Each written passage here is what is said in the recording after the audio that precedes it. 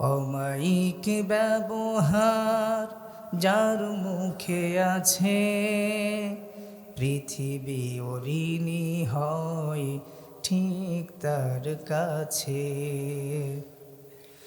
ব্যবহার জয় করে মানুষের মন, পরাজিত হয়ে যায় অস্ত্র তখন। ব্যবহার জয় করে মানুষের মন, পরাজিত হয়ে যায় অস্ত্র তখন। বিনয়ের অফুরান শক্তি আছে, পৃথিবী ঋণী হয় ঠিক তার কাছে। অমায়িক ব্যবহার খুব গুরুত্বপূর্ণ। বিশ্বনবী মুহাম্মদ সাল্লাল্লাহু আলাইহি সাল্লাম আমাদেরকে শিখিয়েছেন ব্যবহার দিয়ে মানুষদেরকে আকৃষ্ট করতে হবে, দাওয়াত দিতে হবে, ডাকতে হবে। আমাদের অ্যাটিটিউড যত ভালো হবে তত আমরা আল্লাহর কাছে প্রিয় হতে পারবো।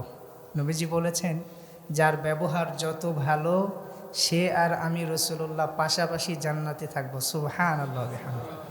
শুকরিয়া আদায় করছি আল্লাহ দরবারে যে রব্বি কারীম আমাদেরকে জুমায় আসার তৌফিক দান করেছেন। বলছি আলহামদুলিল্লাহ।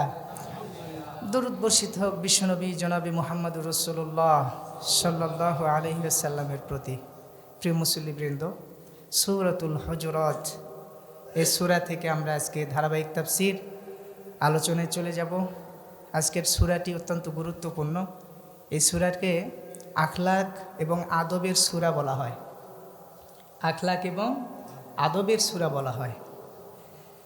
এই সূরায় শেখানো হয়েছে আমাদের ব্যবহার কেমন হওয়া দরকার, মানুষের সঙ্গে কিভাবে আমাদের আচরণ হবে, কিভাবে আমাদের কথাবার্তা হবে। আল্লাহ পাক কোরআনে হাকিমে এই সূরার মধ্যে আমাদেরকে শিক্ষা দিচ্ছেন, উই শুড বিহেভ ওয়েল, আমাদের ব্যবহার ভালো হওয়া উচিত। আল্লাহ পাক মুসলিম সমাজে শিষ্টাচারের গুরুত্ব কতটা এই সূরার মধ্যে তুলে ধরেছেন। We will learn from mistake, আমরা শিখবো আমাদের প্রতিটা মিস্টেক থেকে, ঠকা থেকে, আটকা থেকে। আমাদের ভুল কিন্তু হবে, অস্বাভাবিক নয়। আমরা ফেরেশতা নয়, মানুষ। সো মানুষের মিস্টেক আছে, এই জন্য we will learn from mistake, mistake থেকে আমরা শিখবো পবিত্র কোরআনে হাকিম থেকে ইনশাআল্লাহ। এই সূরা হুজুরাতের আলোচনা থেকে যে বিষয়গুলি দেখব যা আমাদের সঙ্গে যায় না, সেগুলি আমাদের মিস্টেক, সেগুলো থেকে আমাদের ফিরে আসতে হবে। এরকম মানসিকতা আছে তো ইনশাআল্লাহ? যদি আপনার বিরুদ্ধে চলে যায়, শুধরানোর মানসিকতা আছে না হুজুরের বিরোধিতে লেগে যাবেন? হুজুরের বিরোধিতা করে লাভ নাই, হুজুর কোরআন থেকেই বলছে, ঠিক কিনা বলেন? আচ্ছা, সূরা আল হুজুরাত আল্লাহ পাক রব্বুল আলামিন অত্যন্ত গুরুত্বপূর্ণ কিছু বিষয় তুলে ধরেছেন। আমাদের মুসলিম সমাজে এই বিষয়গুলি সচরাচর ঘটে থাকে। এই সূরা থেকে যদি আমরা শিক্ষা নিই তাহলে এই বিষয়গুলি আর ঘটবে না ইনশাআল্লাহ। আল্লাহ রাব্বুল আলামিন সূরা হুজুরাত নাজিল করে দিলেন, সারা পৃথিবীর মানুষের জন্য মেসেজ দিলেন।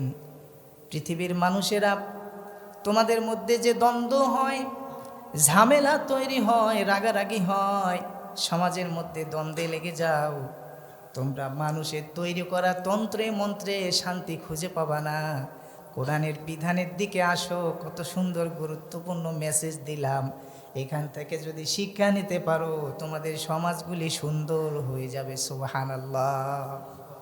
এই সূরা হুজুরাত সিরিয়ালে 89 নম্বর সূরা। কত নম্বর বলেন তো? 89 নম্বর সূরা। এই সূরাটিতে 18টি আয়াত আছে, রুকু আছে 2টি। সূরা হুজুরাত মদিনায় অবতীর্ণ হয়েছে। আল্লাহ পাক রব্বুল আলামিন এভাবে বলছে, ইয়া আইয়ুহাল্লাযীনা আমানু, ওহে যারা ঈমান এনেছো। আমরা সকলেই তো ঈমানদার, ঠিক কিনা বলেন? ঈমানদার বলেই, ঈমানের দাবি নিয়েই তো আমরা মসজিদে এসেছি। আল্লাহ বলছে, লা তুকদ্দিমু বাইনা ইয়াদাইল্লাহি ওয়া রাসূলি, খবরদার তোমাদের কাজকর্ম, তোমাদের পথ চলা যেন আল্লাহর রসুলের হুকুমের বাইরে না চলে যায়। আলহামদুলিল্লাহ বলেন। আল্লাহ পাকের বিধান রসুলুল্লাহ তরিকার বাইরে যেন আমাদের পথ চলা না হয়ে যায়, কে বলেছেন? আল্লাহ পাক।